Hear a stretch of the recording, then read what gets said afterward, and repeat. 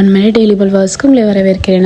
நம்ம வாழ்க்கையில் நிறைய வேலையில் நம்ம ஆண்டவர்கிட்ட நிறைய தேவைகள் கேட்குறோம், ஜெபிக்கிறோம். இந்த காரியம், இந்த ஆசீர்வாதம், இந்த மேன்மையை வாழ்க்கையில் வேணும் அப்படின்னு சொல்லி கேட்குறோம். ஆண்டவரும் ரொம்ப அழகாக வாக்கு மூலியமாக, வார்த்தை மூலியமாக நமக்கு அதை கொடுத்துட்றாரு. அதுக்கப்புறம் திருப்பியும் நமக்கு ஏதாவது தேவை இருந்தால் திருப்பியும் ஆண்டவர்கிட்ட போகிறோம். ஆனால் இந்த ஆண்டவர் நம்ம கொடுத்ததுக்கப்புறம், இல்லை நம்மளை சுகப்படுத்தினதுக்கப்புறம், நம்மளை மேன்மையாக வச்சதுக்கப்புறம் நம்ம ஆண்டவர்கிட்ட ஒரு நன்றி அப்படின்னு சொல்லுவோமா? இல்லை அப்படின்னா நமக்கு ஆண்டவர் அந்த ஆசீர்வாதம் கொடுக்கலனாலும், ஆண்டவரே எனக்கு நன்றி அப்பா, கொடுக்கலனாலும் பரவாயில்லப்பா அப்படின்னு நன்றி நம்ம சொல்கிறோமா? அது அழகாக ஒரு வசனம் சொல்லப்படுது.